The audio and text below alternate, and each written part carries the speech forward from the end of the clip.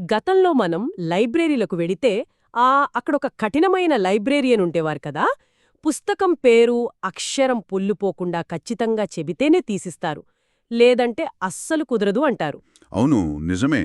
మన పాత డేటాబేస్లు కూడా బేసిక్గా అలాగే పనిచేసేవి. ఒక చిన్న స్పెల్లింగ్ మిస్టేక్ ఉన్నా అసలు ఎడను చూపించేవి కదా. ఎగ్జాక్ట్లీ. కానీ ఇప్పుడు ఆ పరిస్థితి పూర్తిగా మారిపోయింది. ముఖ్యంగా ఈ ఎస్క్యూఎల్ సర్వర్ 2025 అలాగే ఆర్టిఫిషియల్ ఇంటెలిజెన్స్ కలయికతో ఒక పెద్ద విప్లవమే వస్తోంది అని చెప్పాలి. ఈరోజు మన ఈ లోతైన విశ్లేషణలో ఇదే అంశం గురించి మాట్లాడుకుందాం. ఖచ్చితంగా. ఇప్పుడేంటంటే డేటాబేస్లు కేవలం మనం ఇచ్చే కీవర్డ్స్ మాత్రమే కాకుండా మనం అడిగే ప్రశ్న వెనుకున్న అస్సలు ఉద్దేశాన్ని కూడా అర్థం చేసుకుంటున్నాయి. దీని వెనుకున్న ప్రధాన కారణం సెమాంటిక్ సెర్చ్. ఓహో, సెమాంటిక్ సెర్చ్ అంటే ఇది పాత సెర్చ్ పద్ధతుల కంటే డిఫరెంట్ అంటారా? అవును, చాలా డిఫరెంట్. ఇంతకుముందు మనం ఒక క్వెరీ రాసినప్పుడు సిస్టమ్ ఎగ్జాక్ట్ క్యారెక్టర్ మ్యాచ్ కోసం వెతికేది. కానీ ఇప్పుడు అలా కాదు. డేటాబేస్ ఆ పదాన్ని కాకుండా బేసిక్గా దాని అర్థాన్ని గ్రహిస్తోంది. Right right. ఇక్కడే నాకొక ఆసక్తికరమైన విషయం గుర్తొస్తోంది. ఈ అర్థం చేసుకునే ప్రక్రియ యాక్చువల్లీ ఎలా జరుగుతోందంటే ఇదంతా వెక్టర్ సెర్చ్, ఇంకా ఎంబెడింగ్స్ మహిమ అని చెప్పొచ్చు కదా. అవును, ఎగ్జాక్ట్లీ. ఆ ఎంబెడింగ్స్ ఏం చేస్తాయంటే మనవిచ్చే టెక్స్ట్ని నేరుగా కాకుండా దాని యొక్క మల్టీ డైమెన్షనల్ స్పేస్లో సంఖ్యలుగా మారుస్తాయి. అంటే ఒక ఉదాహరణకు మనం కామర్స్ సైట్లో తక్కువ ధరలో మంచి బ్యాటరీ ఉన్న ల్యాప్టాప్ అని వెతికామనుకోండి, డేటాబేస్లో సరిగ్గా ఆ వాక్యం లేకపోయినా కరెక్ట్. ఆ వాక్యం లేకపోయినా కూడా ఆ కాన్సెప్ట్కి దగ్గరగా ఉన్న వస్తువులను ఆ నంబర్స్ ద్వారా మ్యాచ్ చేసి మనకు చూపిస్తుంది. డేటాను కేవలం రికార్డ్స్గా కాకుండా ఒక కాన్సెప్ట్గా చూడటం వల్లే ఇది వర్కౌట్ అవుతుంది. డెవలపర్స్ పని కూడా చాలా సులువవుతుంది కదా. అవునవును. పైగా ఇప్పుడు డెవలపర్లు క్వైరీస్ రాయడంలో గిట్హబ్ కోపైలట్ లాంటి ఏఐ టూల్స్ చాలా వేగంగా సహాయపడుతున్నాయి. వాళ్ళు జస్ట్ కామెంట్ రాస్తే చాలు, కోడ్ అదే జనరేట్ చేస్తుంది. సో ఇక్కడే నాకొక పెద్ద సందేహం వస్తుంది. ఆ కోపైలట్ అంత వేగంగా క్వైరీస్ రాస్తుంటే ఇంకా మనం కూర్చొని డేటాబేస్ ఆర్కిటెక్చర్ నేర్చుకోవడం ఎందుకు? అసలు ఏ బేసిక్స్ అవసరం లేకుండా మొత్తం ఏఐకే వదిలేయొచ్చు కదా అనిపిస్తోంది ఎవరికైనా. అది మాత్రం చాలా ప్రమాదకరమైన ఆలోచన. చూడండి, ఏఐ ఒక అద్భుతమైన టూల్ అనడంలో డౌట్ లేదు.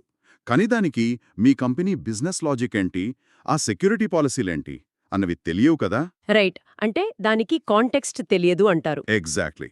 దానికి కాంటెక్స్ట్ తెలియకపోవడం వల్ల అది చాలా నమ్మకంగా తప్పు కోడ్ని జనరేట్ చేసే అవకాశం ఉంటుంది. దీన్నే టెక్నికల్గా హాలూసినేషన్ అంటారు. ఇక్కడే మనకు ర్యాగ్ అంటే రిట్రీవల్ ఆగ్మెంటెడ్ జనరేషన్ అనే విధానం చాలా కీలకమవుతుంది. ఓహో, ర్యాగ్ అంటే బేసిక్గా ఒక ఓపెన్ బుక్ ఎగ్జామ్ లాగా అన్నమాట. అంటే ఏఐ సొంతంగా ఊహించి చెప్పకుండా మన డేటాబేస్లోని ఖచ్చితమైన సమాచారాన్ని దానికిచ్చి దాని ఆధారంగానే జవాబు చెప్పమని మనం నిర్దేశించడం కదా. సరిగ్గా చెప్పారు. కాని మీరు ఆలోచించండి, ఆ ఖచ్చితమైన డేటాను సిస్టమాటిక్గా ఆర్గనైజ్ చేసి ఏఐకి అందించాలంటే అసలు ముందు మనకు డేటాబేస్ స్ట్రక్చర్ మీద పటిష్టమైన అవగాహన ఉండాలి కదా. అవును, ఖచ్చితంగా ఉండాలి. మనుషుల పర్యవేక్షణ లేకుండా ఏఐకి డైరెక్ట్ యాక్సెస్ ఇస్తే బేసిక్గా సిస్టమ్ మొత్తం దెబ్బతింటుంది. అంటే ఒక రకంగా చెప్పాలంటే ఆటో పైలట్ ఉన్నంత మాత్రాన విమానంలో అసలు పైలట్ అవసరం లేదనుకోవడం మూర్ఖత్వం అన్నమాట. సో ఈ టెక్నాలజీలు మారుతున్న కొద్దీ కేవలం ఏఐ నేర్చుకుంటే సరిపోదు, ఒక పటిష్టమైన డేటాబేస్ ఫౌండేషన్ మీద మనం ఏఐని బిల్డ్ చెయ్యాలి. అవును, 100% నిజం. ఈ అవసరం వల్లే నేటి ఇండస్ట్రీలో ఒక స్ట్రక్చర్డ్ ఎకోసిస్టమ్ ఉన్న ట్రైనింగ్ ఇన్స్టిట్యూట్ల ప్రాముఖ్యత విపరీతంగా పెరిగింది కదా. ఉదాహరణకు నరేష్ ఐటీ లాంటి సంస్థలు బేసిక్గా ఈ విధానం మీదే ఎక్కువ దృష్టి పెడుతున్నాయి అని విన్నాను. అవునండి, ఇండస్ట్రీకి ఇప్పుడు కావాల్సింది సగం తెలిసిన వాళ్ళు కాదు, పునాది నుంచి పైదాకా ఒక క్రమపద్ధతిలో నేర్చుకున్న నైపుణ్యం కావాలి. ఏదో ఒక వీకెండ్ వర్క్షాప్లో ఈ డెప్త్ మనం అస్సలు నేర్చుకోలేం. కరెక్ట్. అందుకే నరేష్ ఐటీ లాంటి ప్లాట్ఫామ్స్ ఇప్పుడు ఇండస్ట్రీ నిపుణులతో డిజైన్ చేసిన కరిక్యులం అందిస్తున్నాయి కదా. అవును, వాళ్ళు ఆన్లైన్ లేదా క్లాస్ రూమ్ పద్ధతుల్లో ఆ స్టూడెంట్స్కి అవసరమైన సపోర్ట్ ఇస్తున్నారు.